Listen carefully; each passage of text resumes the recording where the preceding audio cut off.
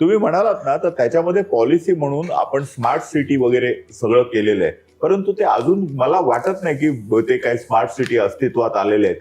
ज्या आहेत त्याला स्मार्ट करायचा प्रयत्न केला. आपण नवीन स्मार्ट सिटी कुठे आलेले आहेत. आता आपण म्हणतो आहोत की तुम्ही मगाशी दिल्ली, मुंबई, चेन्नई असं तो एक कॉन्ट्रॅक्टर करायचा, त्याच्यावर फ्रेट कॉरिडॉर्स करायचे, तिकडे मोठमोठ्या शहरांची नव्यानं निर्माण करायचं आहे. पण प्रोसेस स्लो आहे. नाही झालं का तर झालं.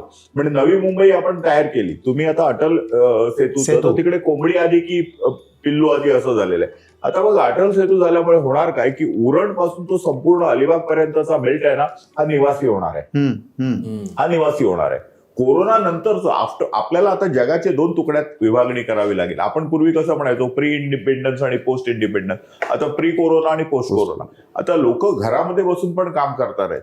पूर्वी रायकरजी एक कन्सेप्ट होता की माझं ऑफिस फोर्टला पाहिजे. फोर्ट मुंबई 400.1 मग मला प्रेस्टीज. आता बदलापूर पण चालतं आणि अमरनाथ पण चालतं आणि ठाणा पण चालतं. तो कन्सेप्ट चेंज झालेला आहे. आणि मला असं वाटतं की कमीत कमी मुंबई जर पाहिली, आपण महाराष्ट्राचा विचार केला तर एमएमआरडी मध्ये आता अगदी तुम्हाला सांगतो की पालघर मोठ्या प्रमाणामध्ये येणार आहे. त्या बंदरामुळे खूप मोठ्या प्रमाणामध्ये वाढवणमुळे होणार आहे. तो संपूर्ण उत्तर कोकणाचा बेल्ट आहे ना, तो प्रचंड प्रमाणामध्ये, म्हणजे तुम्ही 10 वर्षानंतर तुम्ही ओळखू शकणार नाही एवढा विकास होणार आहे तिकडे.